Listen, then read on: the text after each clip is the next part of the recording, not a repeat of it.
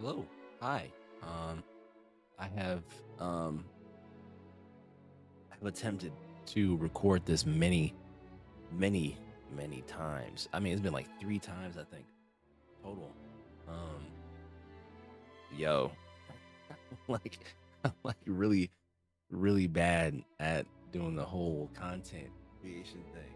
Um, so this is kind of like my I don't really know how to explain it. Like, I guess it's kind of like my um personal confrontation. This is kind of like well, got it. This is kind of like fuck too slow. Okay, good enough. This is like my own personal confrontation. I can't get the glasses to not glare. I'm sorry. Um, this video is not a love letter, not a. I guess the only word to use is like a confrontation. It's like my own personal confrontation. It's me holding myself accountable for the things I say and do by finally getting things out. Cause I don't do it very often. So um, I don't know. I think I have opened my notes app now, and it is a lot. It's a lot in here. Um, I I don't know. It's a lot. I think I'm gonna end up naming this video.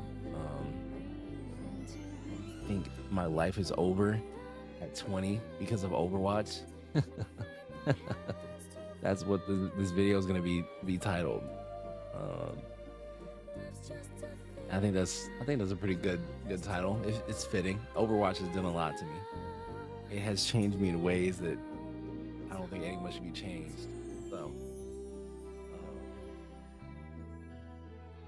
yeah, I think I think the way I wanted to start this was my my main issue is my almost inability to open up and speak. That has caused me the most amount of issues throughout most of my life. Yeah, and I think I can just I'm finally able to admit that. I'm finally able to hit that point of saying it. Um, you know, it's rough. I don't know. It's hard to exactly sit here and pinpoint an exact thing, but I can point to a lot in my childhood. Obviously, it's easy.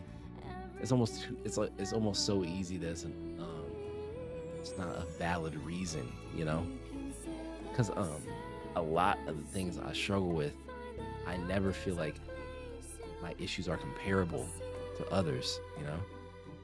My struggles, my hardships, my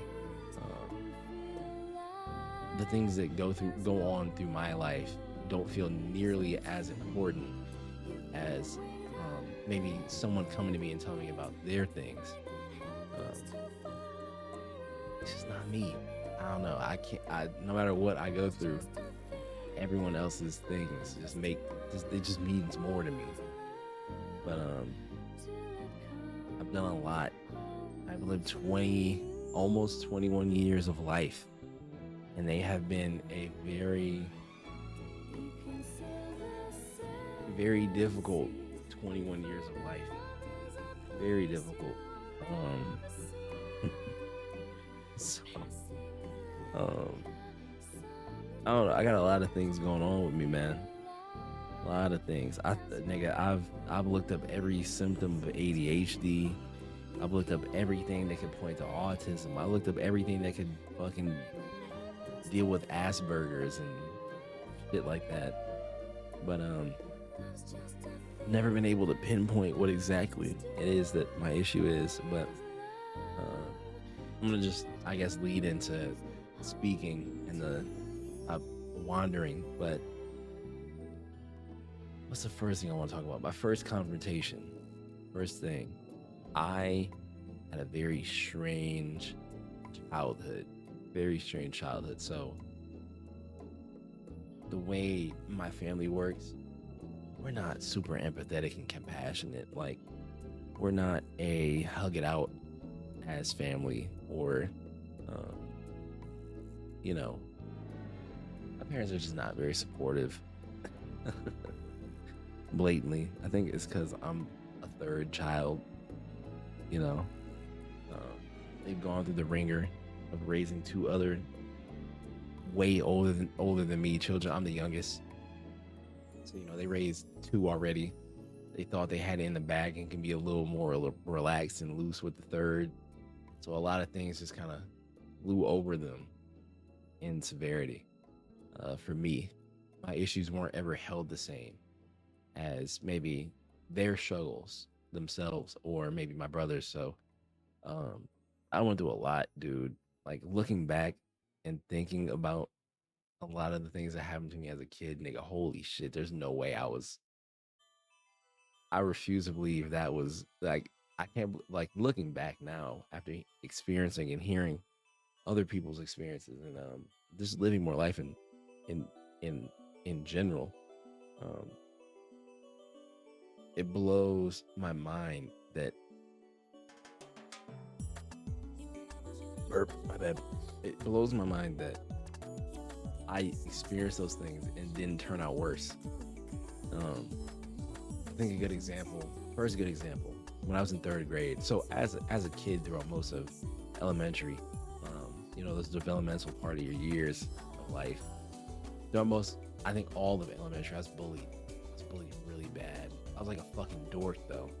I was like always that kid that just wasn't ever the same as others, or I was part of a niche little friend group that was always viewed as less. And I don't know.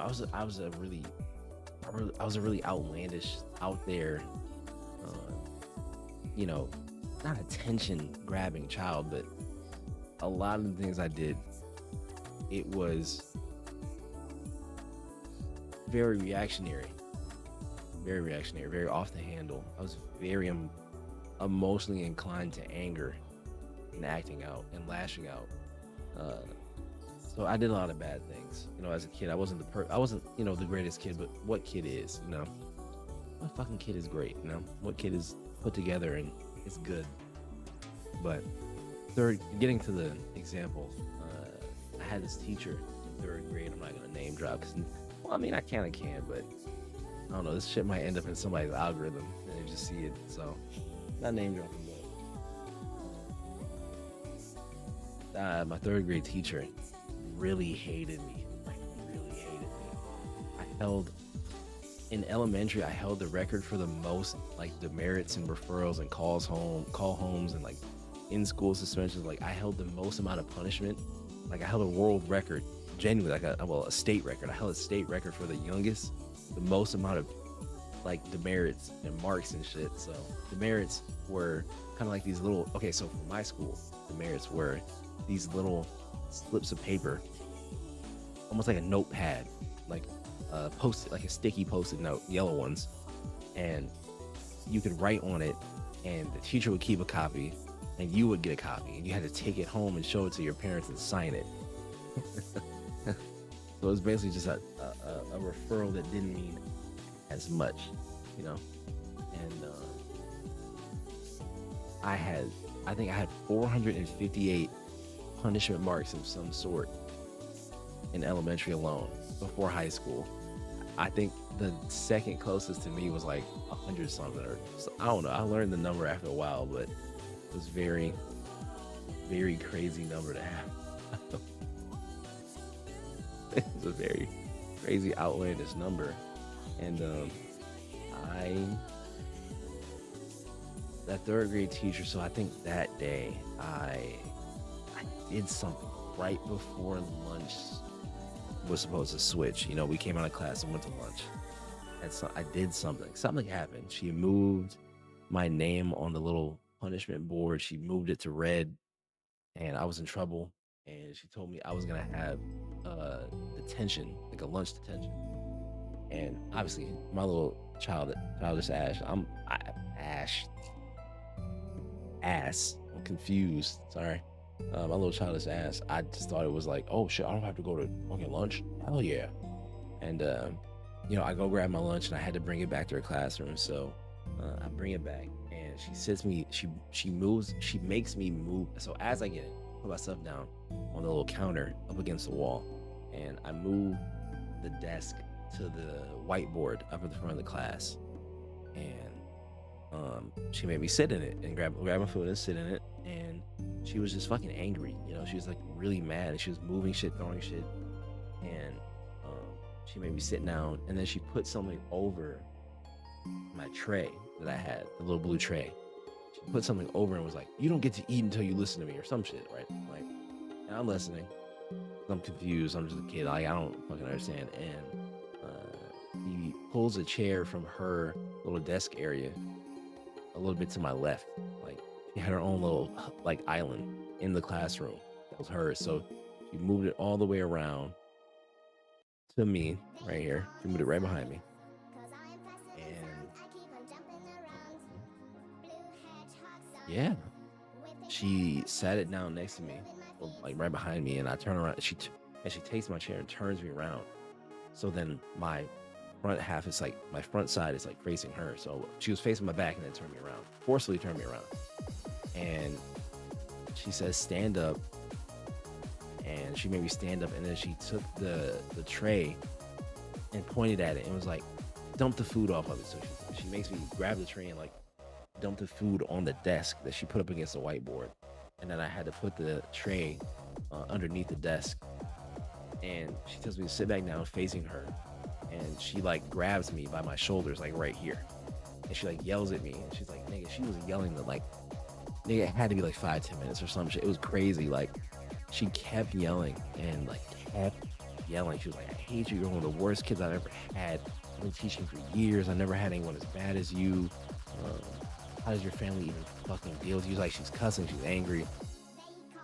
And after, she's done berating me. I'm not gonna say everything she said, but after she's done berating me, I was forced to sit there and not eat. I wasn't allowed to have like the tater tots and shit that I had that day. And I would fucking love tater tots as a kid, so it was depressing, nigga. It was awful. Um, that shit sucked. And um, yeah, I don't know. That really did something to me as a kid, and I never noticed. Like, that really did something to me. Um, like, really, really, really, really, really, really did something to me, because like I never had that. Like, my parents didn't really do what they had, like what she had done. That's another example. I can't think of more. Another good one that people might be able to relate to. Um, and prefacing again, I'm talking about examples of things that may have altered my way of thinking to make me feel like I may have autism or ADHD or Asperger's, like all these different things. It's things that I'm trying to pinpoint as maybe a reason, which is all I can really think of, like things that maybe probably affected me pretty good amount. Um, oh, holy shit. Okay, so more loser core shit. Um, I think in fifth grade, that's where shit got really bad, because I'm a very intelligent person. I have a high IQ, and I know that always comes off like I'm a fucking dickhead, or it comes off as, oh nigga, rubber, I'm pretty intelligent. Like, my brain can grasp shit way easier than most people. I adapt. I just learn shit. I learn shit. I learn shit on the fly. Things come to me way easier. I overlook simple things because I'm attempting to think about shit further. Like, I'm not being an asshole. I'm not being a stuck up prick. I mean this. Like, I really am. I know for a fact I do hold a higher IQ than a pretty decent amount of people. No, not a decent amount, but no shit. all right amount of people. But going back to what I was saying, um, it's a good example. I had in fifth grade, I had these girls that used to bully me and shit like a lot because they used to live out where I live currently, and they were twins. And I used to try and be friends with them because I always thought twins were funny, and, like really cool. Like holy shit, like both of y'all look the same, haha. And yeah, they they used to get them. So I was like one of the first people that were picked up on the bus, and they they would get on a little bit after me. They were the next stop of the next stop that had a group of kids, and they used to get on and they would find me wherever I sat and sit behind me or next to me and spit on me. They would dead ass just like spit, like just like the entire ride, and like slide down the back of the seat, or like get on my neck and shit, and like they would just spit on me, and like that happened for like weeks. But like my parents, obviously I was angry and shit, but like my parents, well, on top of my parents, and then on top of me, I'm a very passive individual. I don't like hurting people. I don't like fighting. I don't like any of that. Like I don't like that shit. I'm not a violent individual by nature. I'm not. It's just not in me. Um, a physically violent person. So obviously my first instinct wasn't to beat their ass or do this and that to them. So you know, I'm I'm just taking it for weeks. I think I really took that shit for like 2 months. They used to do that like not every day, but like almost every single day.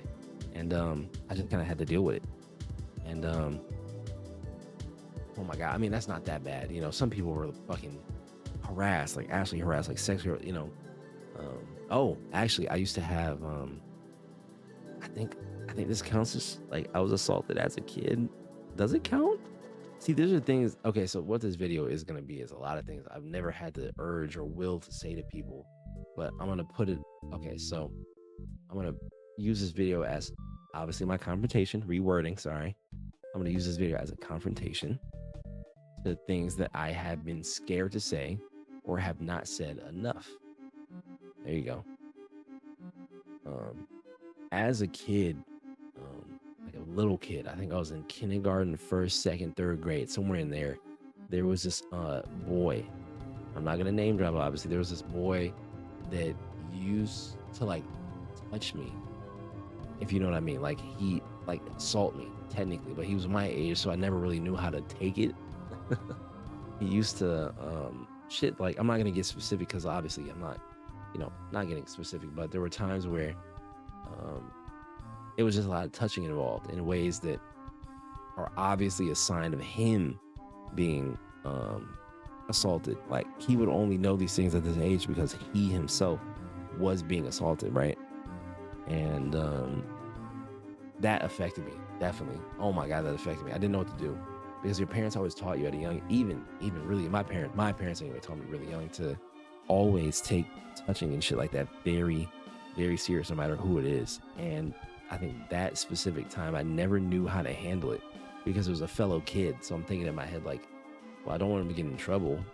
I'm not trying to be a snitch. So I never ended up saying anything. But yeah, he used to like, dude, force me to like do shit with him. And like, oh my God, it was crazy. Like, I don't know how I never spoke about this with anybody because I thought it was normal. I think that should go to show what I mean when I say like I have spent most of my life not fucking saying anything about anything. It's another good example. Another fifth grade, sixth grade story. I'm not listening to Plants vs Zombies. What the fuck? There we go. Another fifth grade story. Let me think. I don't know. I'm not gonna go over absolutely everything. I'm not. I'm not gonna do that. But I have a lot of things that have definitely left me fucked up, and I never knew that it wasn't normal. A lot of I think so. The next segment I'm working into is like I said at the beginning of this, my family's not compassionate, empathetic, and oh son, come to me and hug it out and cry. And no, nigga, I was a horrible kid I got in trouble like a fuck ton. So my parents didn't want to hear no bullshit. They didn't want to hear me cry and this and that. But um, my my struggle of being able to talk comes from that behavior from every adult in my life at the time. Um, I was genuinely, take my third grade story as an example. I was genuinely being abused and harassed in school, and I never ever from fucking kindergarten, like freshman year, I couldn't like speak, couldn't say my issues because niggas immediately thought I was lying or oh you're just bad, oh you're just this. Like I was never ever allowed to defend myself and speak up until one day. Um, I can tell this story because I think a few people who might watch this might know it already, but um, one of one of the most life altering events I ever had was this all happened in the same day. So I'm gonna go over it because it leads me into my next thing of uh, struggling with opening up. Um, that day, I think I was in sixth or seventh grade, and we had a teacher that was absolute dog shit. She was a fresh teacher. Uh, Holy shit, she was a fresh teacher out of school for teaching, and man, she was young. She was like 22, 23, 24, something like that. And she was cute. You know, obviously back then I didn't know what the fuck cute was because I was a kid, but you know, young boy thoughts. She was very, very pretty. And most of the school obviously thought so. And she was very weird. You know, looking back on it, I think, you know, if you're looking at things as a boy with your dick and balls, she was into us. Like as a kids, you know, used to give us, you know, her Snap and Insta and all this shit and like snap us and like send us little bit pics. It was, nigga, I don't know. She was a bit of a mess, but she used to target me a lot when she was angry and letting out feelings from maybe home or something, or maybe she just really didn't like me. I don't know. But one day, she, I,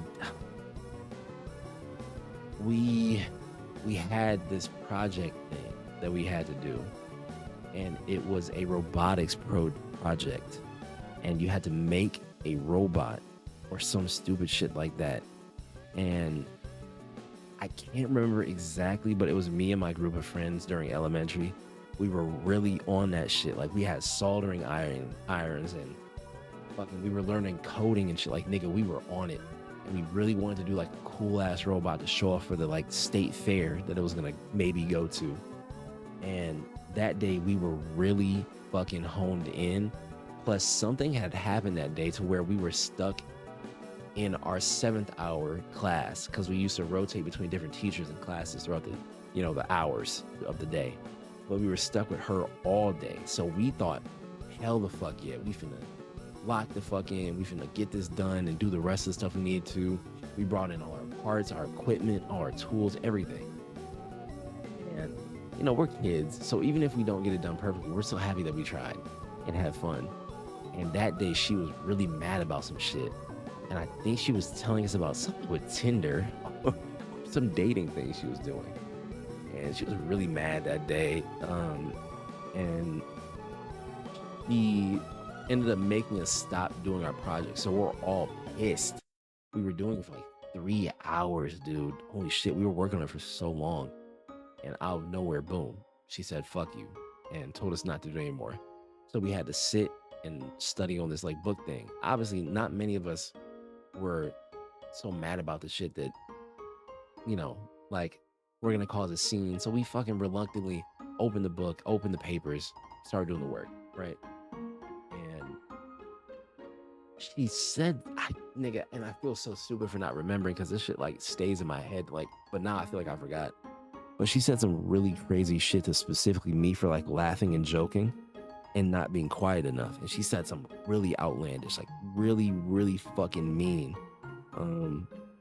That's all I remember. I would have to ask people that were there, but she said something so fucking rude and nasty. And even as a kid, I knew that shit was pure disrespect. So I said something crazy back to her, and you know, start the whole, oh, you're a kid, you're not allowed to say that, blah blah blah blah blah blah. And she's trying to send me out. I'm fucking crying. So preface to preface, I was a crier as a kid, like before this whole event. So I'm what, like 12, whatever.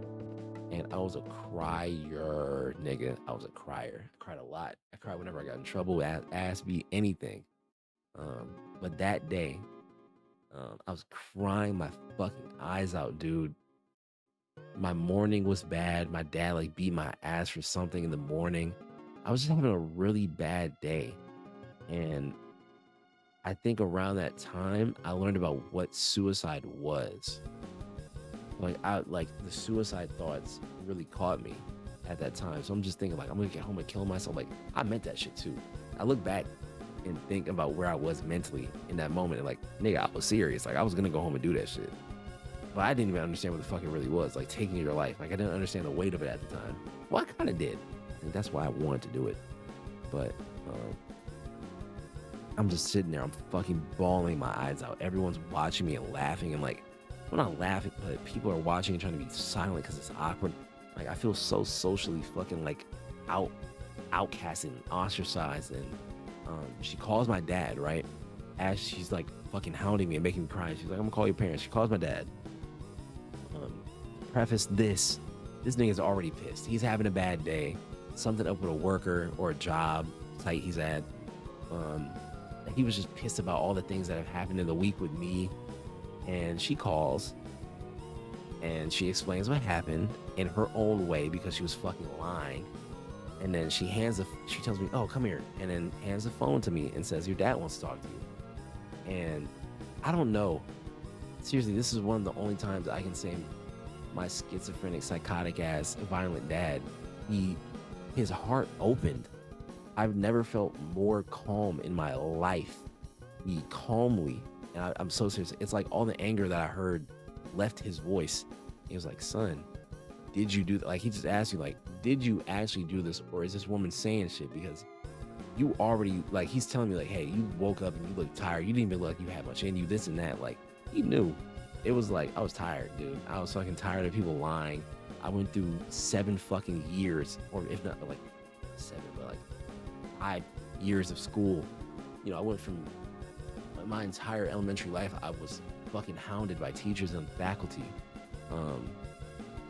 My entire high school life. I was left, quick detour, but one big thing for me is that really fucked me up really bad was around 5th, 6th grade.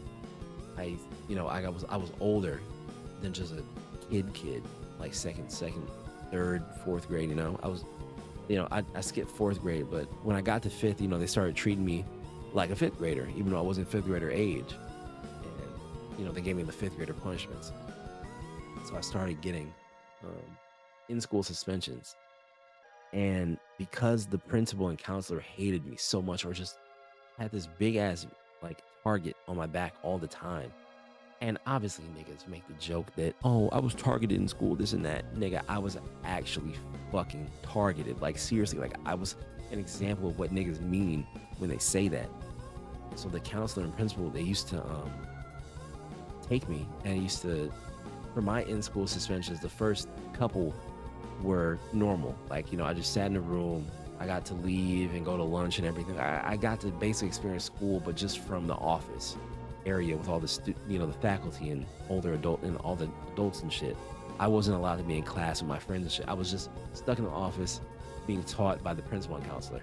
Like after the third day, the third time of getting ISS in like the same week, the next week started, and they, for the like next, I'd say 30, 40 ISSs I got, they would lock me in the room. So the day would start and they would find me. I used to try and hide. They would find me in the bathrooms, the hallways, the corners, like anywhere I could hide, I could think of. They would find me and they would drag me to the office, and they would take me and they would stick me in a back room. So the office had 2 doors, one from one hallway, and you could come in this way, or there was another one on the other side. There was 2 entries. So it's an office Uh, it was an office like right here, you know, like you could get to it both entries and just turn and hit it. Like it was all the way in the back of the hallway of the office, and it was empty. It was a conference room. It had nothing in it but books, extra books. It was just like office room, like conference room for parents, or it just wasn't really like a room. And they used to put me in the room and lock me in there, so I couldn't get out. No one could like get in like easily unless they had a key, because I think only the counselor and the principal had a key. And they used to lock me in there all day. Didn't matter if I had to piss, shit, scream, cry, fucking anything, eat. Like they just locked me in there. And that happened like at least 20, 30 times. Let me drop the number because I don't remember exactly. Because I think after the 5th time it happened, I learned how to like mentally take myself out of my body. I sound fucking insane saying this, but like I like I just learned how to third person my shit, like to not be in myself, you know, to not feel anything, not feel sad, scared, pissed, shit, hungry, cry, like none of that. Like I learned how to just sit there and be gone. And I used to just kind of mentally speed myself through the day. So like 20, 30 times that I was getting ISS until one day it just stopped. I don't know. They probably got a fucking conscience and heart. And yeah, it's shit like that, dude. It's just like that shit really, really affected me. Like I didn't know that shit like this wasn't normal for so long. I was so scared to say anything. But back to the story. Sorry. My dad, you know, she tells me to come over and speak to him, and he's calm. And I'm surprised by how calm he is. And he asked me, son, did you do this? Did you blah, blah, blah. He's genuinely asking, he's inquiring. He's actually asking me if I'm telling the truth. Has she been doing this for all this time? Because something finally popped in him. He heard the way I was crying. He said, and he understood that it wasn't, oh, I did bad shit and I'm just crying because I'm in trouble. He knew that I was troubled, like it was something wrong. So I was crying like I was being hurt. And he asked me, and I explained the situation to him. And she was off standing somewhere doing something. She wasn't paying attention, so she didn't really hear everything I was saying. But I finally explained the whole situation. I mean, everything. I explained every fucking thing, dude. Like everything. Everything. I told him everything. Like how she was, told him everything. Everything that I could in that moment about her and like the abuse and shit I was going through. And he very, very calmly told me, give the phone back to the teacher. I want you to go to the office and just sit there until I come and grab you. And I walk out the room because I'm like, I don't know what the fuck to do. Like, I'm terrified he's going to beat my ass when he gets here, this and that. So I put the phone on the table. She sees me put it on the table. She starts coming back into the classroom. And there was this desk he had specifically for me sitting outside the doors. So it would be a door here and a door here, right? And these were both classroom entrances. Like the room would be here and the room would be here. So in the middle was this like little tiny bit of wall, and it was just big enough for a desk to sit in the middle of the two doors. And I used to get put there because, apparently one teacher wasn't enough and I didn't deserve to be around other kids. So they would sit me in that chair sometimes. So because I knew that as my only real fucking place of going when I'm in trouble, I sat there even though I didn't know where to go. And I couldn't hear anything because the classroom door was, closed, but everyone inside was like laughing and fucking like up and jumping and shit. And I was so confused. And then the teacher, she ends up running out of the classroom, and she runs into the teacher lounge, which was like the teacher's lounge, which was literally right around the corner from where we were. He runs in there and she's like bawling her eyes out. She's crying. And I learned that my dad like chewed her the fuck out. And I was like, oh, I knew you were lying. Oh, I'm so like, Can't believe I didn't believe my son. Like, you're a bitch. Like, cussed her the fuck out from what my friends told me. And she was crying and crying and crying and crying for like 30 minutes. No teacher knew about this shit happening, by the way. So it was just kids in there for like 20, 30 minutes, unattended. So someone finally notices me sitting there and they ask, they know I'm a badass kid. So they ask me what happened this time. So they go into the classroom and see that she's not there. And, she's sitting there and like, oh, what happened? Like, oh, blah, blah, blah. Like, what did y'all do now? What did he do now? Whatever, blah, blah. And then she finally comes back after a couple more minutes of the other teacher watching us. I'm still in the hallway, by the way, but she finally comes back and she tells me to come back in. She tells the other teacher to leave, and she just closes the door and goes, "Y'all are the best group of kids I've ever had. I can't believe that." Like, she just went on this fucking mental tirade. I don't fucking know. My dad did something to her that day, and the next day she packed up and left. Never came back and worked there ever again. We moved to another school. I felt, I don't know, like it's just in that moment I was allowed to speak. It was scary because I had spent so much time not wanting to scare my parents or hurt anyone or get anyone in trouble.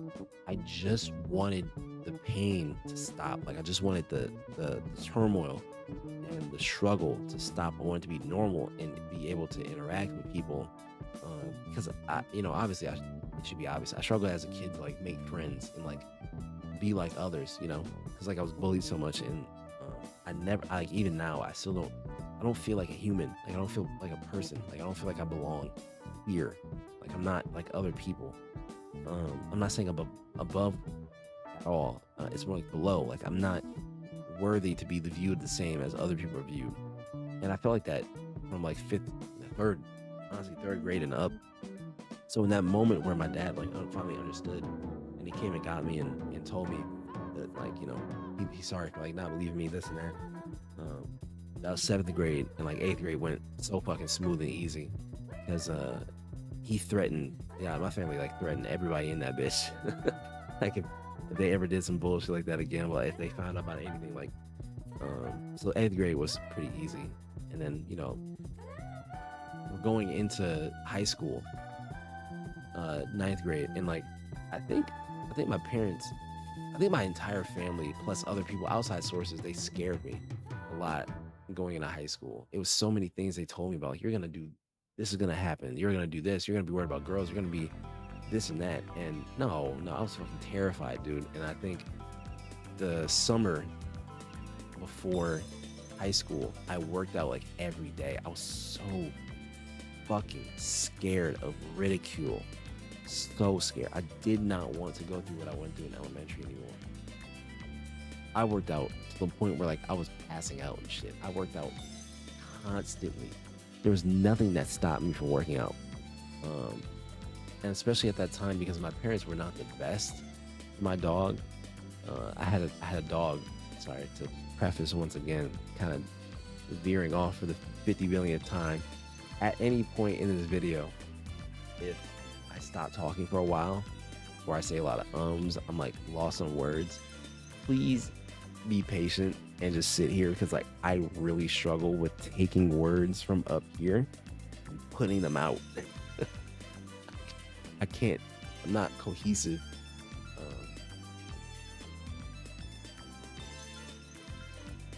It's hard to. I mean, sorry. It's hard to be cohesive. It's hard for me to speak. I don't know. It's hard for me to speak and be. I don't know. For myself, it's hard for me to speak for myself. But I was terrified of high school, dude. I spent my entire elementary life being ostracized and ridiculed. Obviously, I still talk to girls and shit, and had my little girlfriends, but none of that was normal, and none of the people I talked to were normal. One of the first girls I ever took really serious, even as a kid, you know, serious. One of the first girls I ever dated and took serious, or whatever. Um, she was fucking autistic as shit, and like used to punch herself and shit. I don't know. I don't know. I've always been weird for everything I do, for everything. And I'm like going into high school fucking terrified, dude. I dropped a bunch of weight, all that baby fat, dropped that shit over summer. I was skinny, I was somewhat fit. Um, so I went into freshman year trying my best to be something and be, I guess the only word to use is remarkable. And obviously, high school is a totally different beast compared to elementary. So, nigga, I wasn't ready for any of the shit. But my freshman year was good. I got to meet a lot of cool people. I had a lot of crazy shit happen, but I was able to navigate it. And I think when COVID happened, it's not okay. So, as a lot of people like to say, COVID was their worst year. Online and doing that shit was the worst year. I loved it. I'm a technology focused person and a computer focused person. And at the time, I had a really good computer for the time. So I was cool. Nigga, I had two monitors.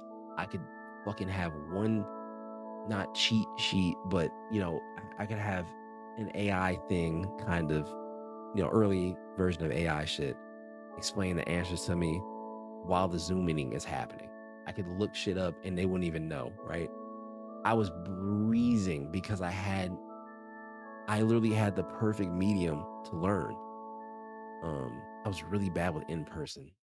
I begged my parents to I begged my parents to homeschool me because like I hated getting up, hated and I despised waking up. I wished every night as a kid that I would die so I didn't have to go to school. I used to beg God, like that's probably not religious. I used to beg God to kill me so I didn't have to go to school. That's like give you an idea. I mean, every day, not kidding, was every single day. I begged God to kill me. I begged him. I begged. I prayed. Put my hands together every single night, for like 10 minutes, and begged him to kill me. Kill me. Like I used to beg him to kill me because like I didn't want to go to school. So when online happened, nigga, that shit was a fucking blessing. That shit was a blessing. Oh my god. Everything was easier. Like I'm technology oriented. Like my brain just learns through the medium easier, So obviously my freshman year was normal. Then sophomore year was mostly online, and I think no, entirely online. Unless no, we came back midway through. But when the ban got lifted and we were allowed to go, not ban, the quarantine was lifted a bit, and we were allowed to go back to in person with masks. It was a nightmare. All the crazy shit that happened the year before, online kind of sieved and sifted through the bullshit, so it kind of loosened up, and it was just kind of little sprinkles of bullshit. But came back and bullshit started again with people, and I just couldn't handle it. Um, junior year was better, definitely. Um, after spending so much of my life in elementary, unable to speak and say anything, and then I think the big flip from elementary to high school, I was allowed to speak. I was allowed to have issues. I was allowed to ask and speak up and say things and express myself. And I think that was the best me. That was the best I ever was, because like at least, no matter how suicidal I was or how I felt about myself or anything, I had a lot of support and a lot of determination and just, things I wanted to do. And man, junior year. Oh my God, junior year. I got to meet some of the best people I've ever met in my life so far. My best friend that I consider to this day my best friend. I mean, there are very, very few people in this world I can say seriously, I can count on one hand how many people I have ever felt truly connected to. Like I connect to them. Like I understand them. I can see them. I feel them. Like I see them. Like I feel them, and like they're me, and like I can be them and be there for them and help them. I can count on one hand, and my family barely even goes on that hand, right? There's only one family member out of the other four. I don't relate to any of my family. I think that's been a big thing too. I don't relate to any of them. I'm not like them. I don't think like them. I don't feel like them. None of that. I don't relate to anybody, anyone in my family. No one, dude. always been an outcast of my family, especially really with my brothers and shit. But back to what I was saying, um, just that big shift, I couldn't handle it. I was a mess. I was a mess high school. I was like because the freedom of being able to speak my issues was actually a blessing and a curse because I couldn't like easily, um, I couldn't easily get things out like others. So even when I was trying to speak, I was not ostracized, but never understood and accepted. Um, Even when I tried to speak up in high school, it was so bad, and I still acted out, but it was just different. And I never understood how I was acting out. I never understood why things kept getting worse or people didn't understand me. I never understood what the thing was, what it was exactly that made me so wrong, so imperfect. I never understood. Um, the shit that just didn't make me normal.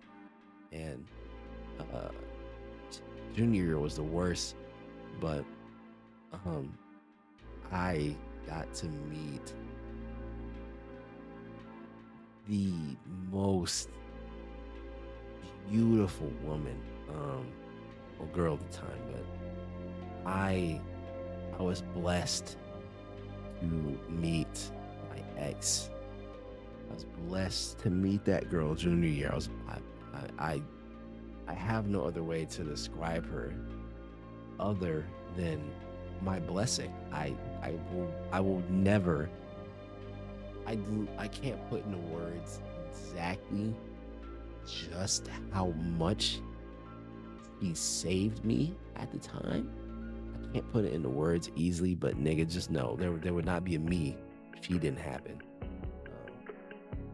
Because that year specifically was going to be my last year before I did my grand suicide plan. I had this my plan back then, which has nothing to do with my current plan, so I can say it. My grand plan back then was 13 Reasons Why had came out around that time, and obviously, nigga, as a suicidal nigga watching this show about this fucking big grand suicide, I loved that idea. I didn't idolize it, but I just, I watched the show, got through all of it, and was like, damn, that's a good ass idea. She just sucked at it. Um, um, I wrote out letters that I was going to put in these little jars and vials and then hand them. And I had this big old grand plan. And I think it was literally right around the time that we ended up talking, me and my ex, the ex. I'm going to say the ex trademark because she deserves her own personal spot in my life as a whole. So she gets a trademark. Um, when I meant the ex trademarked, it was literally at that time where I couldn't handle it anymore. The constant disappointing my family because, through high school, you get distracted easily from new things. You're hormonally different. And one thing people don't talk about is how, when you're going through early life, how much your hormones and shit affect you. It's insane. Oh my God. Hormones skewed so much of my judgment. I used to harass people back then. I've probably hurt and traumatized people through my fucking horny ass teen porn obsessed brain, because I don't know. I just, I couldn't beat the stigma of, I got into porn. Like I couldn't separate from reality. Porn is bad. It is bad no matter how you view it. It's just the way you consume it, which makes it, either a somewhat healthy or somewhat, too much of a nuanced conversation. But, your typical go-to porn brain teen, and I had this really, really big, thick. I don't know. Okay, moving. Before I go into that, but moving on, I met her. Oh my God. I was blessed to meet her. So we started talking and shit. And it's right around that time the plan was going to start. I had it all set up. And, dude, she saved me. There's no other way to put it.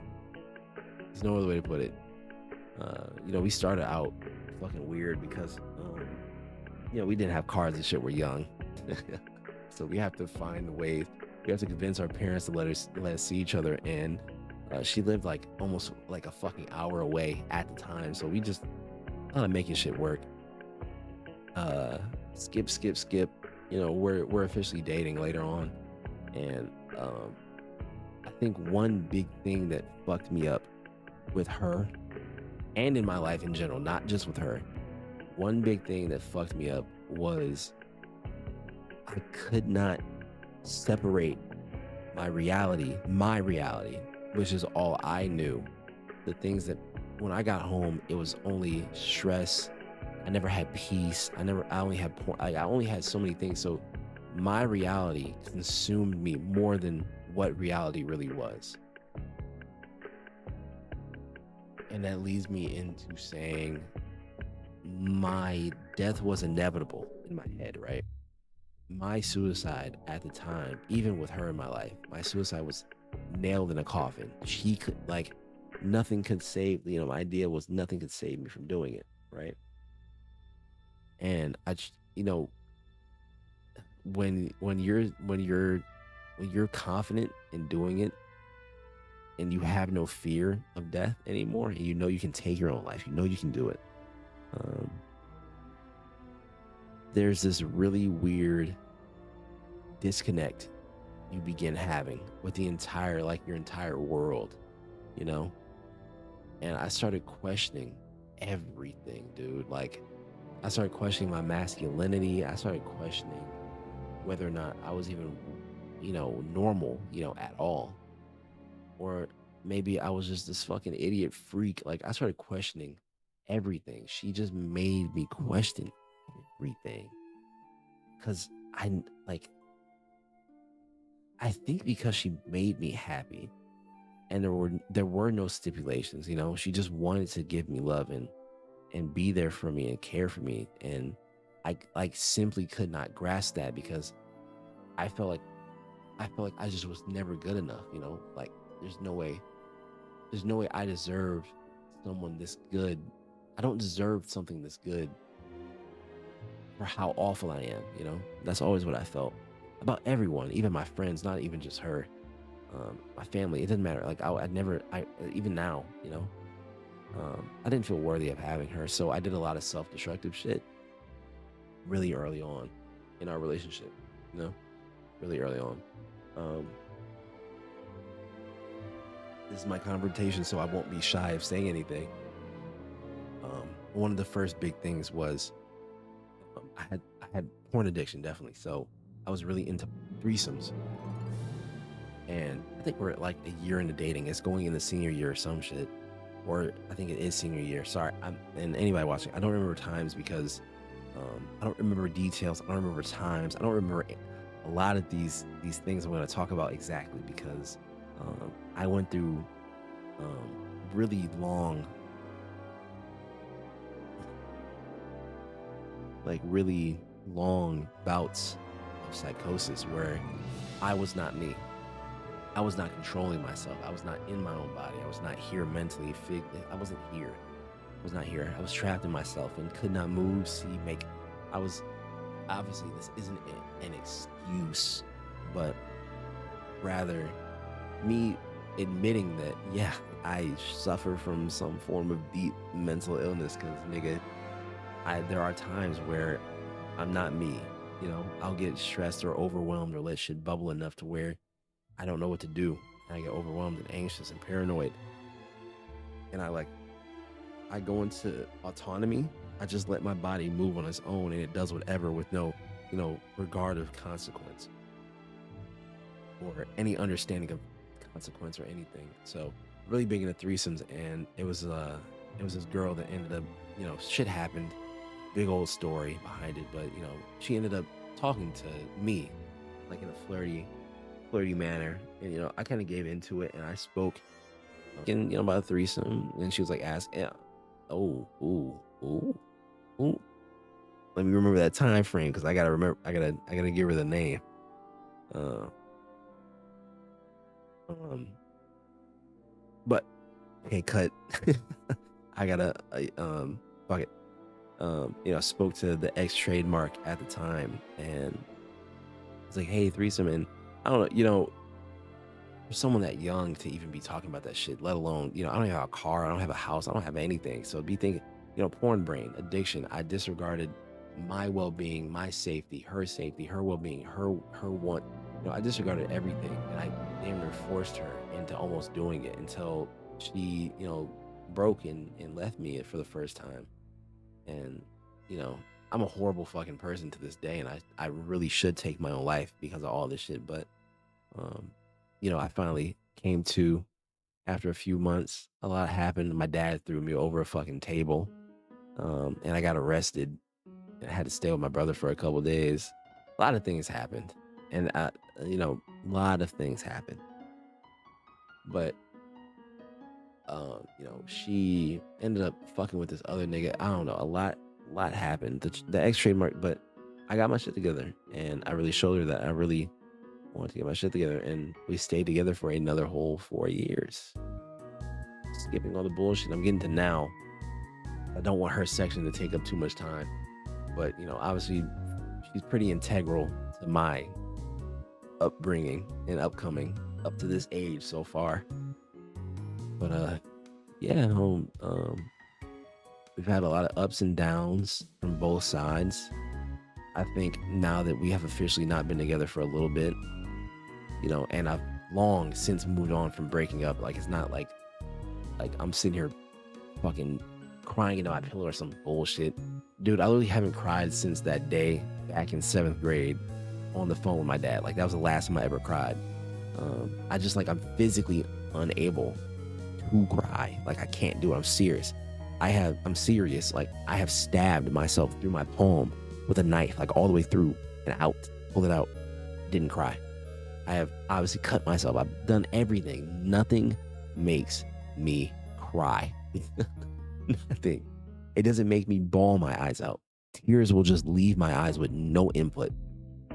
It's not crying. Not like normal people where you get that swelling feeling in your throat and you think, oh, you cry. Like, I don't get that. No swelling feeling. No tear duct feeling. Tears literally just fall. I have no control over it. That's what my crying is. I don't actually cry. I'm like, I don't know why I'm so unable to do it, but moving on. Yeah, we broke up, and the worst part about us breaking up, because it was inevitable, it was gonna happen. So the way I like to look at us is you took a vase that Picasso, Mozart, all these people, Mozart was music, Picasso,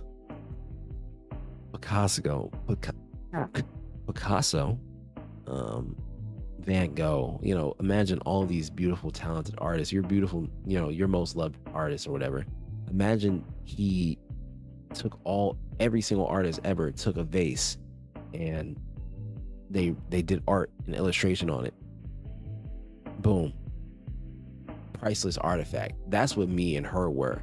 Me and the X trademark. I like that vase meant everything to me. I gave everything to that vase because I knew I was fighting a clock, basically. Like, I have to show this girl that I can change and I'm more than myself. And all these feelings I've had most of my life, I have to throw them out to be here and protect her, to be here for her, to make us a thing. And for years, I thought I did it. For months, I thought I did it.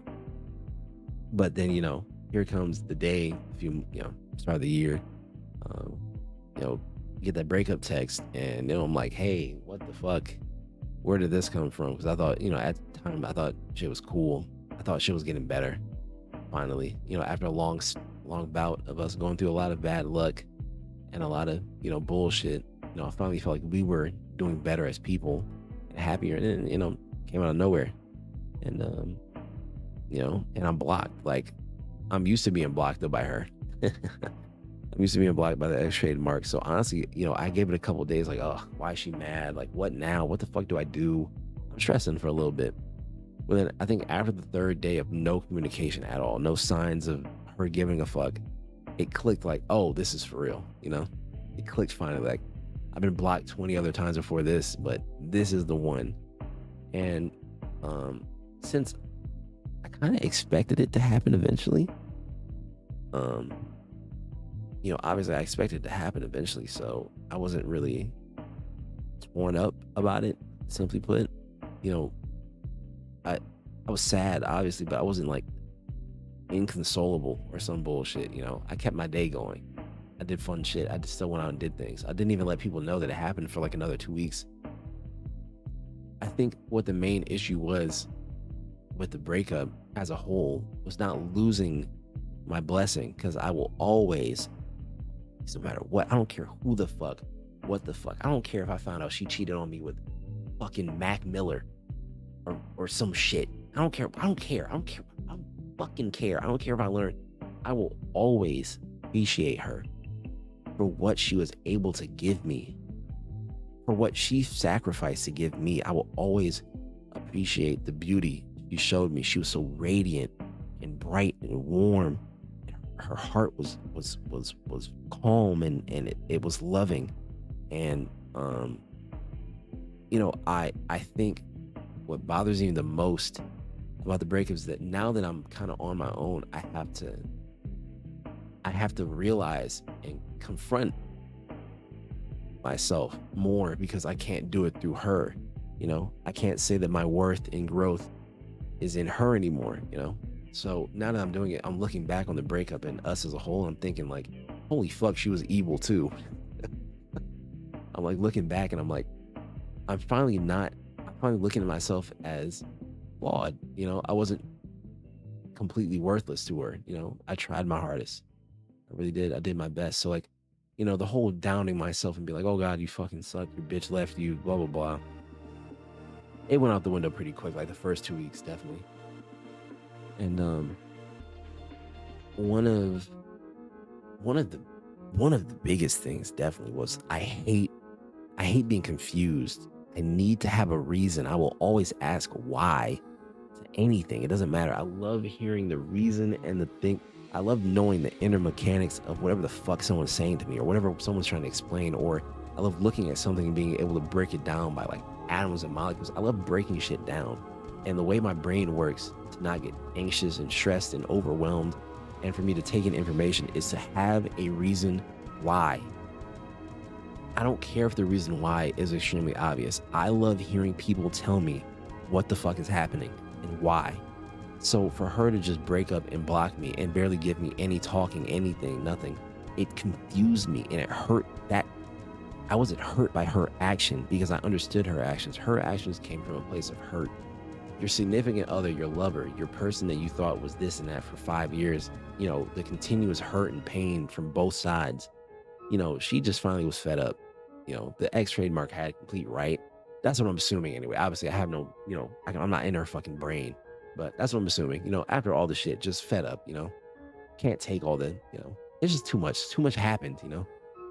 That's what I'm assuming, I don't blame her. I don't sit here and do all that. I'm not doing no beefing, caking, fucking, arguing, bullshitting. I will tell everyone to this day, like that girl, like means everything to me. Still. So, um, you know, I think I just hate being confused. That's it. I really fucking hate being confused. I don't have answers on why it happened, and it's torturing me. Even now, I don't know what I did. Did I do something specific? Is it something I could have fixed? Is it that I'm really just so much of a fucking loser that the person I was with for 5 years couldn't even view me as worthwhile of her care and love and appreciation anymore? Like, am I that much of a fucking loser? Because, the little bit of interactions that we did have the following weeks and months, she was really hostile and rude and negative. And it just, that it's not that hurt, because, obviously I'm more focused on apologizing than anything else in case I did make her upset. Um, you know, Even though I'm angry, I am angry because she's pressing me. She's saying this crazy shit. I still feel the necessity to apologize just in case I really was that bad.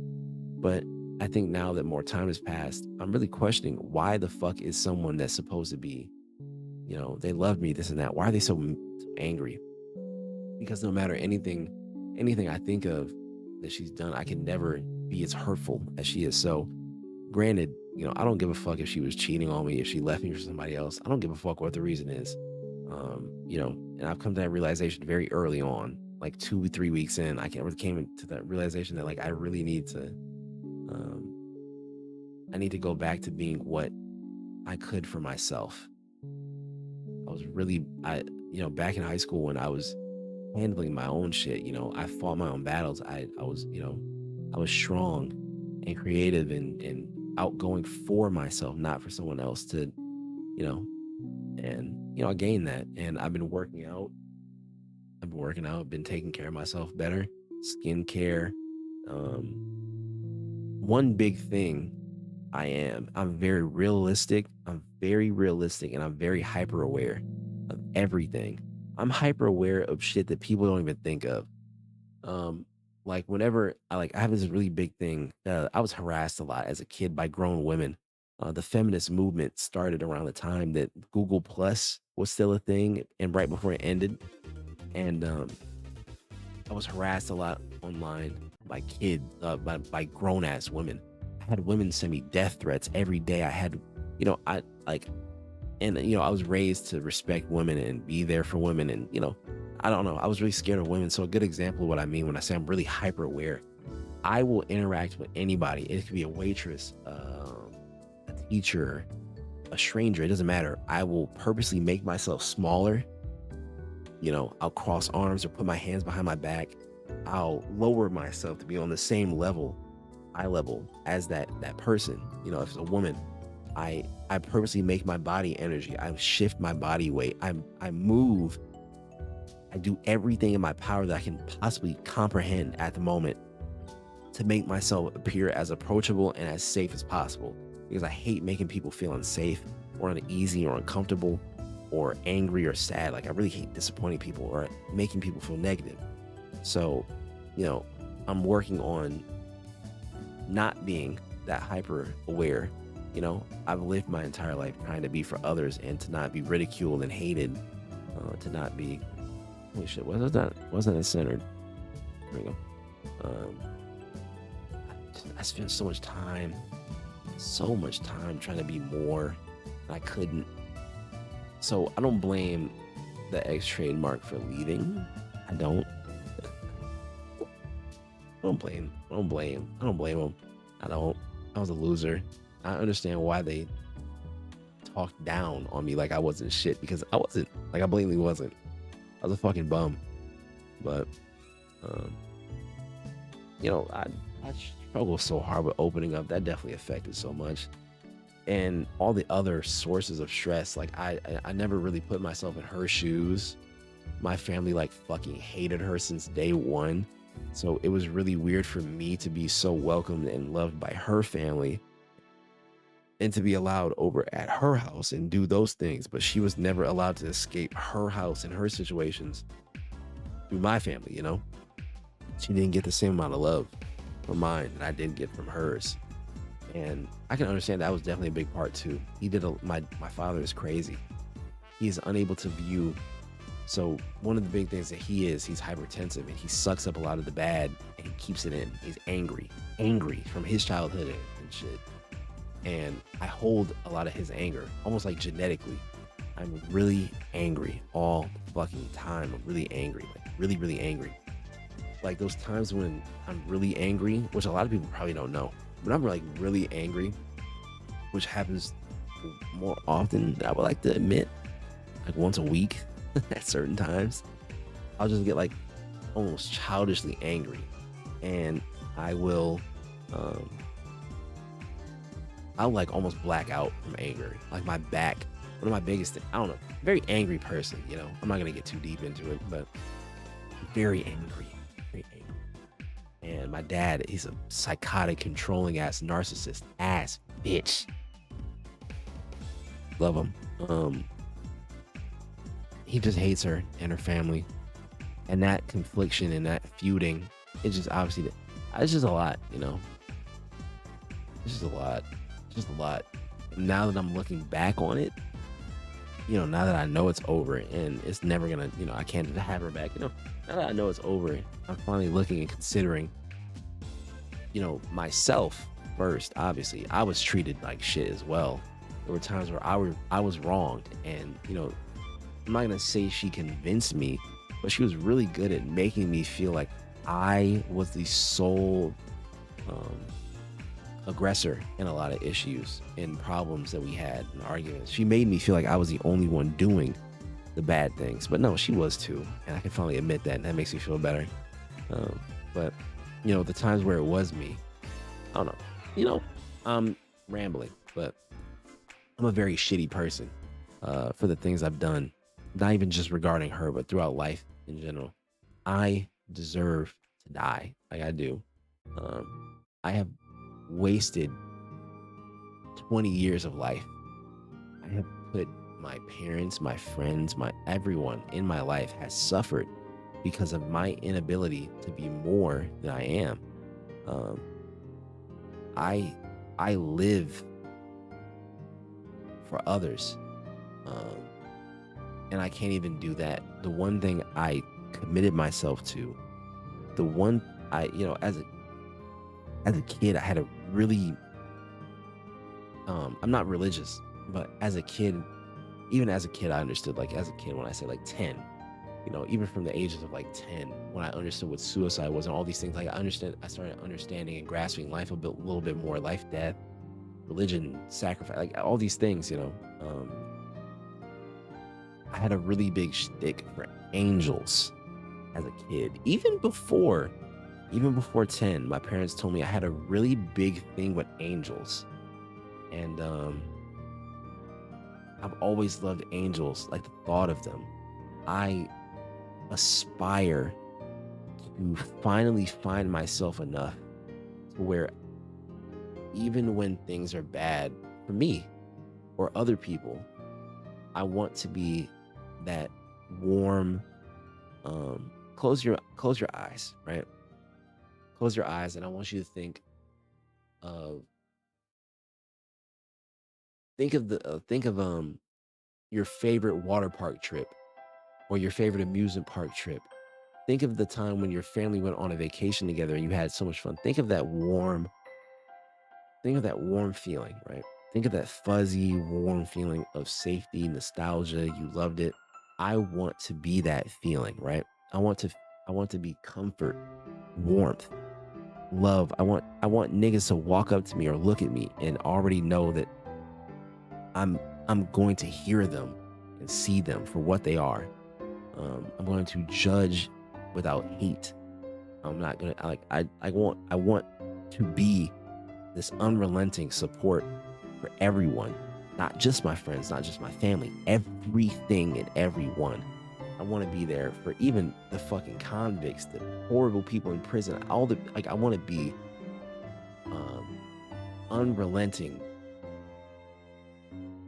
love and support. I really do. Like, I wish I could be it. When people ask me about superpowers and shit, I want to go and I want to be a dork and say I want the powers of an angel, a deity or some shit like that. I wish I could. I think finally that would give me purpose if I could be an angel or something. But yeah, I have this big thing for helping people, and it just really sucks that I couldn't be more for her. Like, I couldn't be more for her. But nigga, honestly, at this point, she tried to say some crazy shit and say I was obsessive, I'm a stalker, I'm weird, I'm a horrible person, I'm controlling. Nigga, out your fucking mind. Even nigga, even I know that ain't true. I don't do that shit. No. Um, she was just saying shit out her ass, but uh, you know, on some sort of kind of obsessive shit, bitch, I ain't going nowhere. I ain't going. Look, if the X trademark wanna come back, nigga,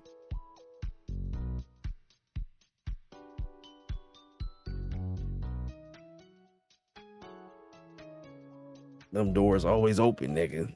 Um,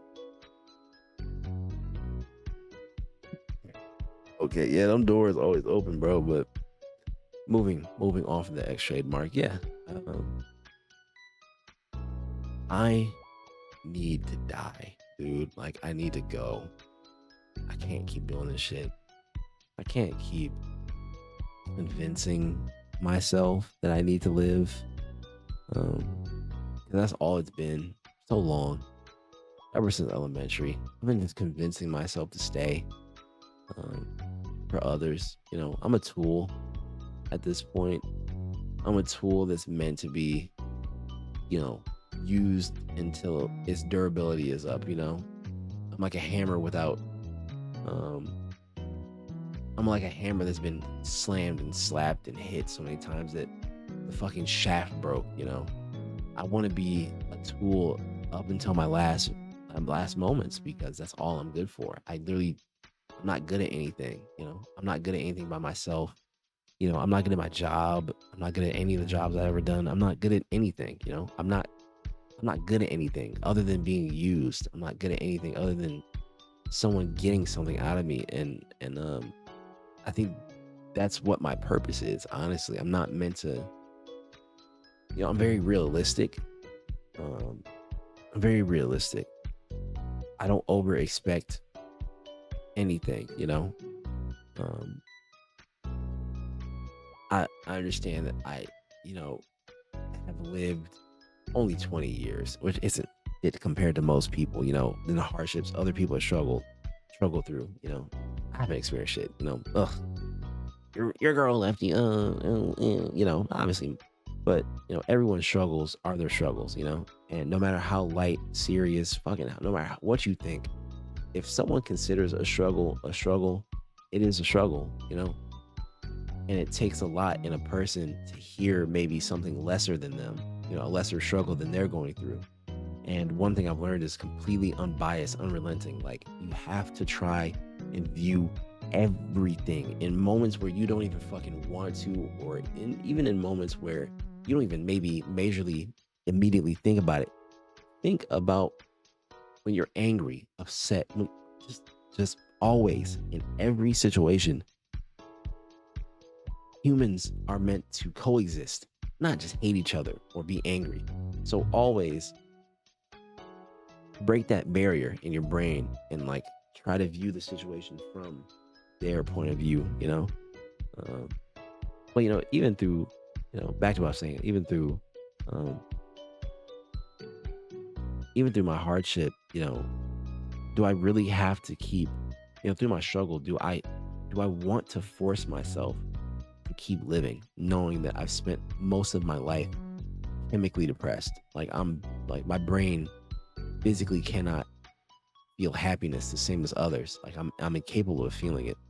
And you know, I um I've been realizing that the older I get, each year from that young age of 10, when I start learning these things, I've been realizing like I'm chemically depressed. I'm beyond medicine and saving. I'm beyond saving. I really am. I'm a lost cause. I can't feel happy. It's so hard. It's so hard to feel satisfied and happy. I'm exercising once a day. I'm exercising fucking, I piss, I'm waterlogging myself basically. I'm fucking I'm meditating and shit. I'm doing all this shit. I've been doing it for months since the beginning of the year. And even before she broke up, the ex trademark broke up with me. I was doing it. I was trying to get myself together. I was trying to finally get straight and narrow. And then the bitch, the woman, goddamn ex, trademark breaks up with me. I lose, some other shit. I lose my, I just, I don't have things that other people do. I don't have skills that other people have. I don't have the looks that other people have. And, I thought about it finally, recently, especially. And I'm like, what the fuck am I forcing myself to be here for at this point? It's like, because, like, even if things change, I know I'm not going to feel satisfied no matter what.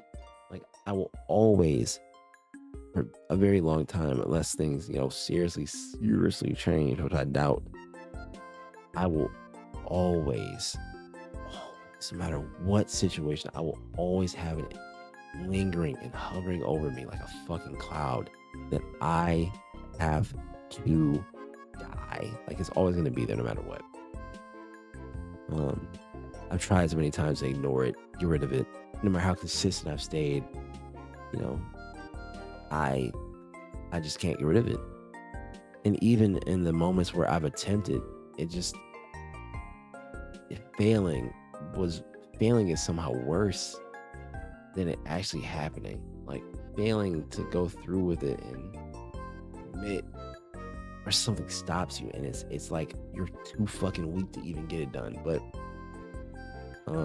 moving off of that specifically. But yeah, no, this whole shit. I got a lot of things. I got a lot of things going on, man. Um um I don't know what to do, you know.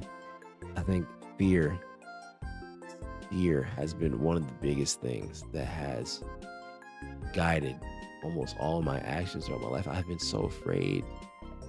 You know, I've been raised to be a paranoid nigga, to always, you know, I'm not gonna blame everything on how I was raised, obviously, but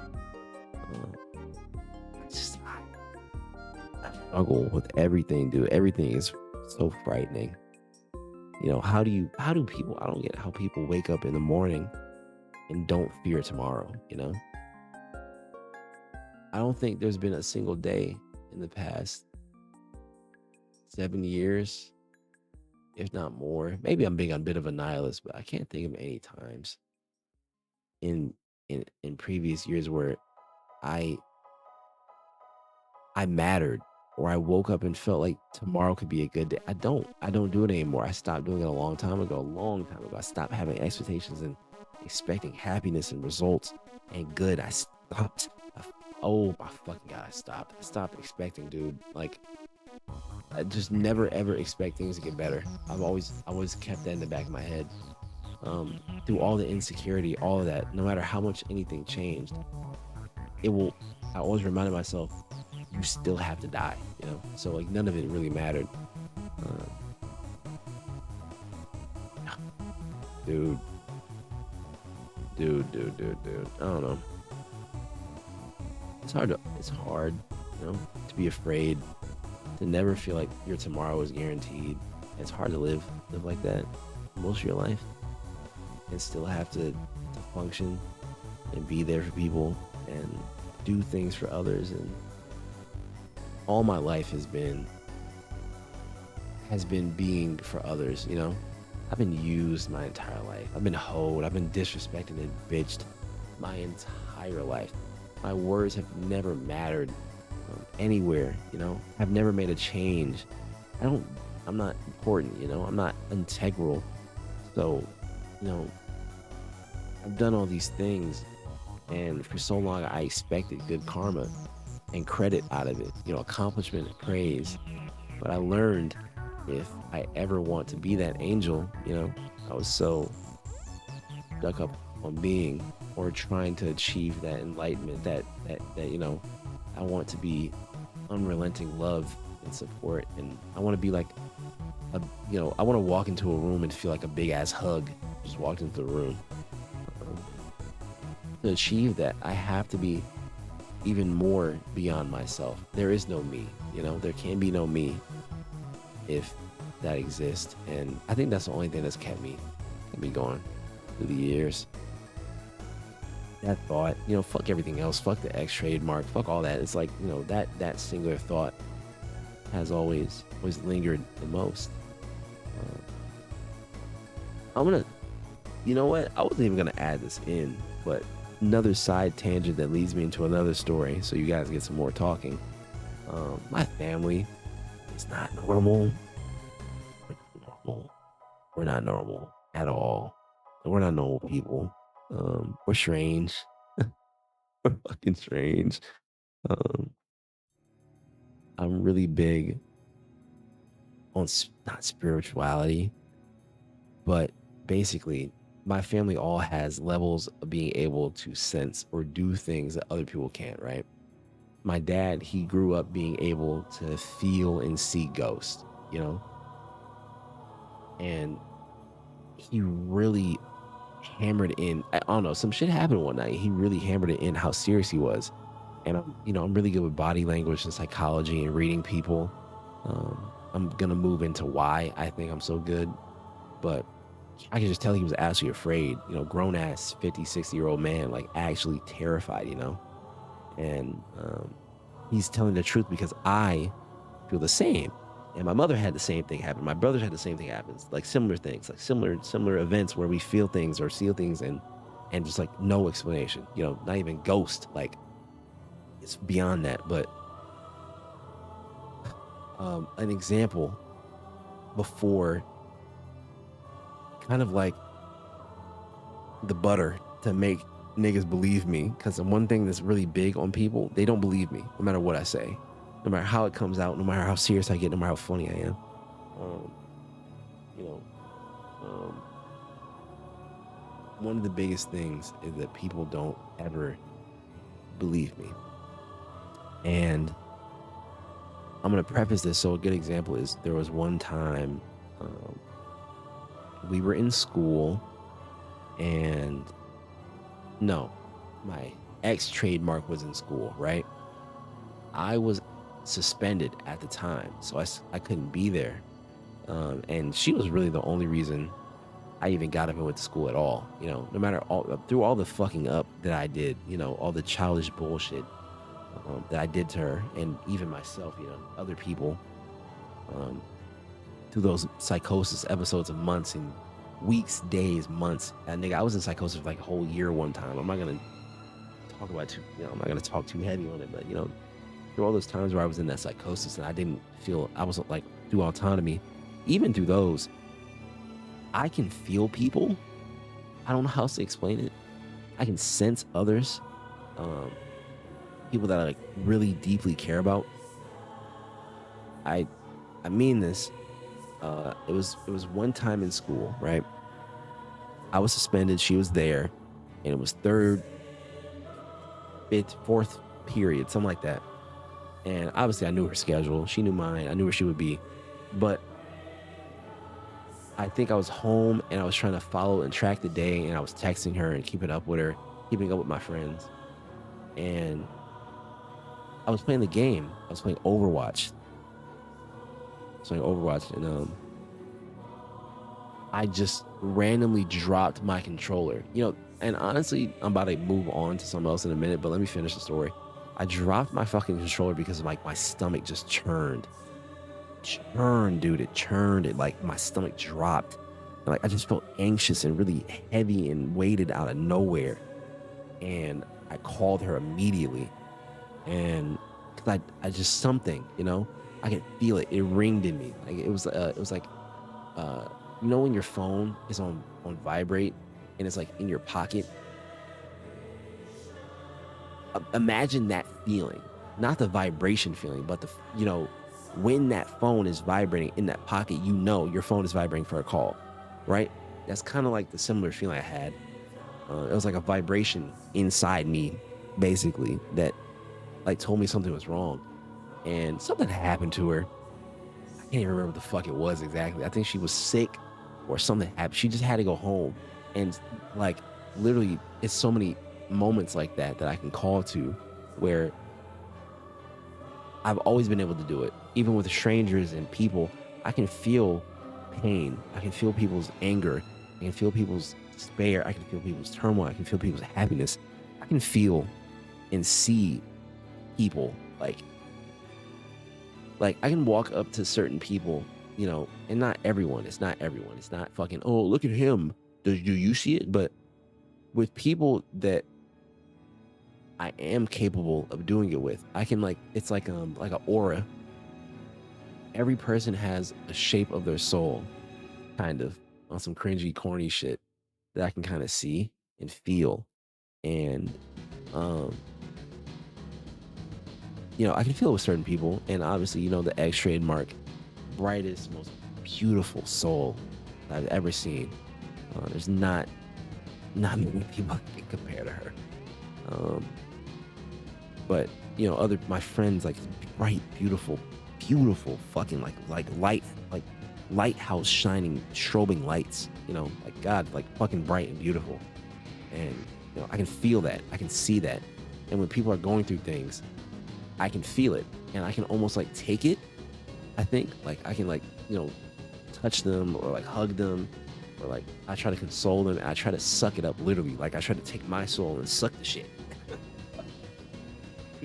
I just hate pain. I hate suffering. I hate seeing people fucking I hate pain. I hate seeing others in pain. I hate seeing others suffering in ways. It doesn't matter how. I just hate seeing people suffer, right? Um, but corny side tangent done. You know, I'm not a fucking superhero that can see through walls or anything or control minds, but I just feel like, I have a gift, and that gift is not a curse, no matter how scary sometimes it is. It's not scary anymore. It's more like I've accepted that I do maybe have a gift. um, I do maybe have a gift, and that gift has helped me a lot, with helping my friends and people that I've encountered, or even passerbys, people haven't talked to in years. I still feel like I left a good, I did something for them. And was like, and, I helped and was useful. Um, but now moving away from the side tangent. Yeah, I'm really big on helping others and being useful, and I'm finally starting to be a little bit more confident. I'm getting my body in order, as much as it may not mean to me, honestly. Thinking about it, I don't give a fuck if I'm fit, or like sexy or hot or attractive. I don't care if I'm a fucking LTN, a HTM. Like, I don't give a fuck about all that bullshit. Um, because I'm really hyper aware. Like I said, OCD. So like self care is a really big part of me. Nigga, I will be late to my own funeral to make sure I can wash my ass. Like, I love being clean. I love being like I love self-care, because self-care shows others that you are warm and welcoming, and you're loving. Because if you can self-care for yourself, and not make yourself perfect, but if you can consistently stay on track on taking care of yourself and helping yourself and exercising and washing your face and skincare, and knowing that you care about yourself, shows that you have a heart to care for others. And that's what I like to do. So for everyone that knows me watching this, I'm, I'm sorry for the 40-minute showers. I am. It's fucked up. um it's fucked up, you know the being late to shit because of showering, the fuck. But like, seriously, you guys have to understand, it is a part of me. There is no quick showers for me. I love being clean. I love smelling good. I love being perfect. I love being presentable. Um, and I can't just be willy-nilly go out the house spontaneously without washing myself. Keep being self-conscious and feeling insecure. I'm over it. So I wash myself and I take care of myself really well, so I don't have to feel those things anymore. So I don't have to feel fucked up, and yeah. So I'm really big on self-care. I'm really big on self-care and um, taking care of myself recently. And I've gained a lot of muscle and shape and definition. I've been doing Kegels. What the fuck is it? I've been doing Kegels, like TMI, but nigga, my dick and balls. Well, if y'all got a dick and balls, do Kegels, nigga. Like, my shit then blew up. It's like one of those clown circus balloons, nigga. I'll be nutting like 5 times in a row, nigga. I don't know what the nigga.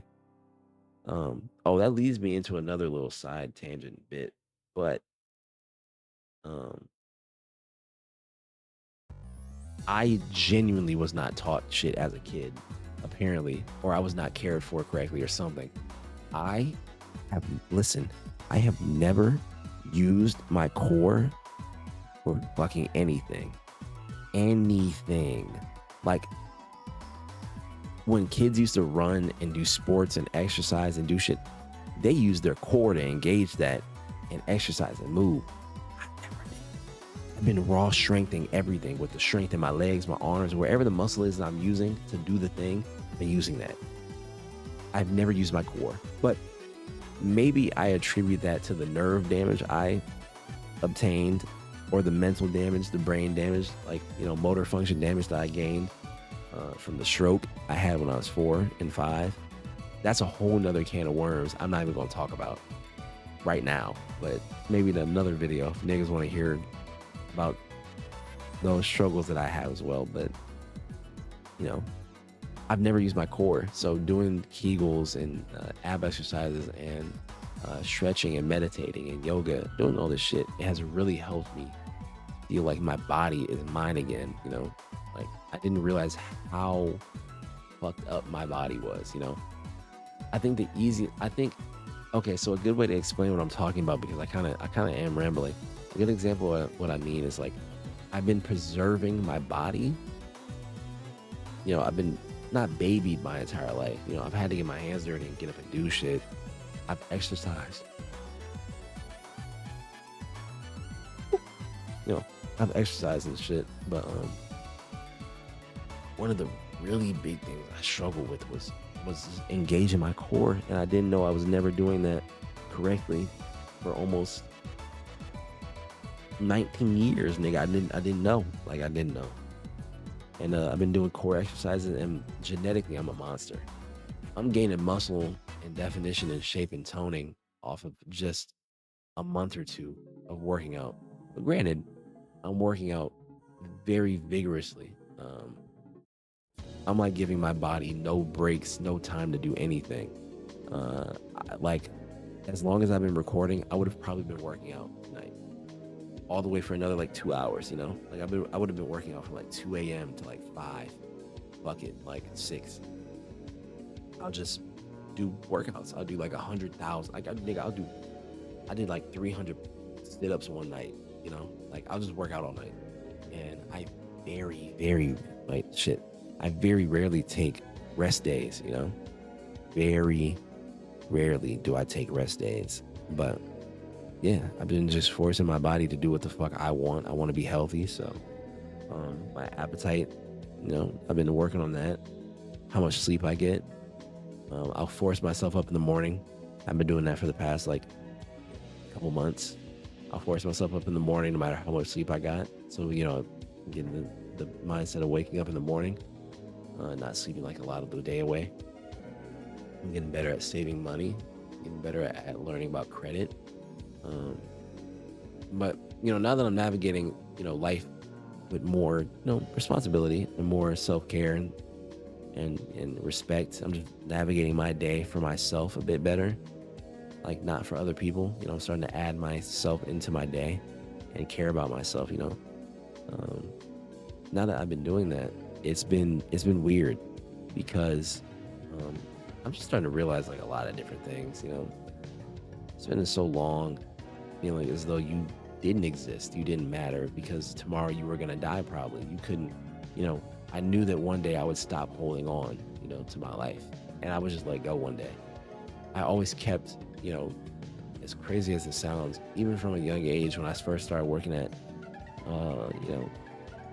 I started first working my first job, I always kept $280 on the side to buy a gun, even at a young age, like to have the money to buy a gun, because, in case my plans or some shit didn't work out, I had that as a backup. But I had just taken my own life with the gun as that way.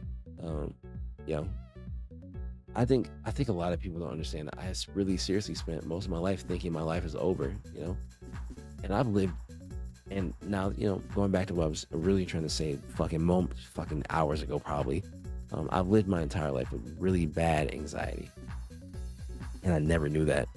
I never knew what anxiety was.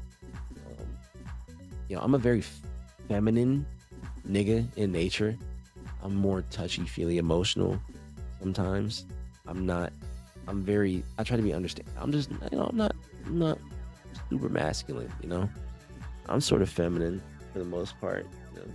I think I have a good mix of feminine, masculine behavior, and I try to make sure that I'm not overly masculine, because overly masculine is wrong, and overly feminine is wrong.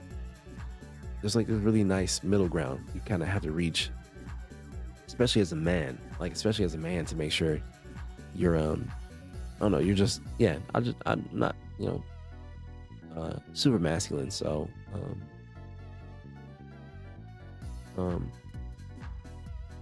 I forgot what I was talking about because I wanted to talk about something else. Like I have this big topic on top of my mind.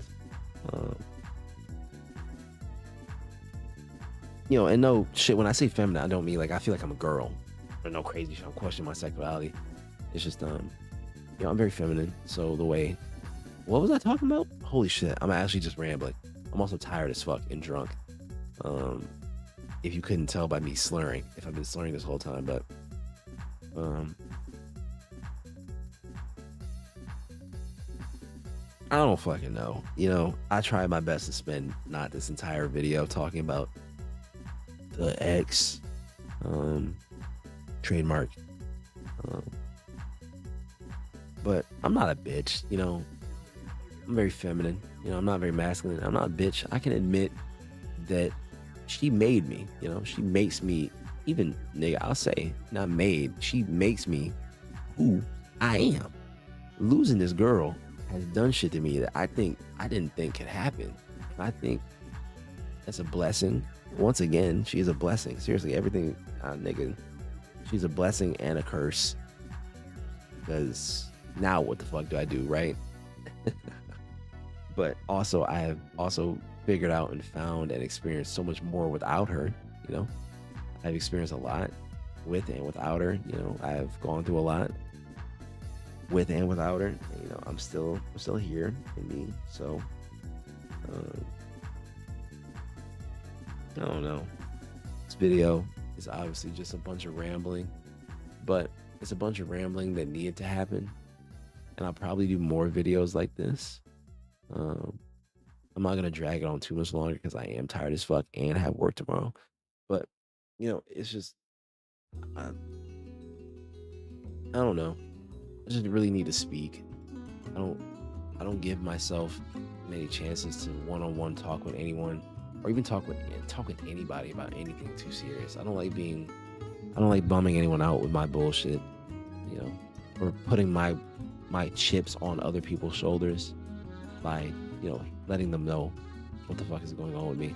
But I'm not big on it. So I'll use these videos as like my own personal confrontation because I can always go back to this video and I can no longer excuse myself for not being able to change or holding things in or being angry because I let them out. And this is my way of telling myself that I let out this stuff and I put it out there in the world, no matter how embarrassed I might be from it, no matter how, how I may be looked or viewed after or criticized or anything, I put it out there that this is, what I have been through and what I struggle with and what, these things have molded and shaped me. And, I've made love, I've made hate, I've done wrong, I've done good. I want there to be almost like a floor. I'm trying to build a house of my feelings, and right now this first video is just a floor. I'm putting the floor out there, laying it out. Here's like a bunch of shit that like really weighs on me, and what I think has affected me a lot through life. So yeah, I don't know what made me make this video. I really couldn't tell you. Could not tell you. But obviously, did it. So, if for some fucking unfathomable reason you have watched this video up to this point, after all the rambling and bullshit, I'm finally gonna get to the title name of My Life Is Over at 20 years old because of Overwatch. Overwatch, I started playing it before it even was in pre-beta or some shit. Like I was early access, nigga. Like I was one of the first people to ever get into like the testing preview before the game was even shown off. Like I played like Overwatch is my game, my thing. First game I ever pre-ordered, first game I ever really dug into. OWCS back then. Guys, Overwatch today fucking sucks. As a true die-hard Overwatch fan, nigga, I've been through it all. I've seen it all. I was the first. I seen it all. Chica or whatever the fuck, whether Chica or whoever the fuck said it, but um, now that I've seen where this game is gone, even opening the game and seeing the new UI, it tells me the game is dead. You took a game. I don't know. If I could talk about Overwatch for hours. I love Overwatch, nigga. But I'll only do that if I don't know niggas care enough. Maybe you know what? I might do an Overwatch talking head video for me. Fuck it, you know. Fuck other people. So I might do it for me, but yeah, I am. Yeah, I don't really know. These videos are just gonna kind of be me rambling and getting things out there, so I no longer have excuses to say I've been sponging or holding things in, because one of the things I think the X trademark loved about me so much early on, especially before I think I lost my way in self and all that. I think what she loved about me the most was, I think not even just her. I think back at that time, I think one of the things people loved about me the most, you know, mid high school years when I was doing the best, quotation marks the best, outside perspective, doing the best. Um, I was expressive, and I think this is going to be my form of expression. I'm going to get better with video editing and make things look better. I might start doing actual normal videos. Who knows? I don't know. I just need to commit to something that I know I'm good at, because I'm good. I'm good at things. I've lived on the internet my entire life, so I understand algorithms. And I could literally tell you how the fucking YouTube algorithm works to a T. I could, it's just so many things, and I gotta start giving into those things. So,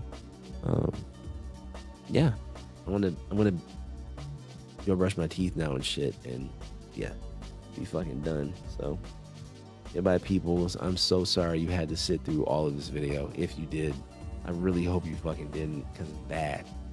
It's really bad, but thank you if you did, and I'm glad that you sat here and listened to me bullshit. I might do it again. We'll see. I do it again, so be on the lookout for that. I might post it. I might post about it. I might not. I might silently drop this. I might not. We'll see. But thank you. Thank you.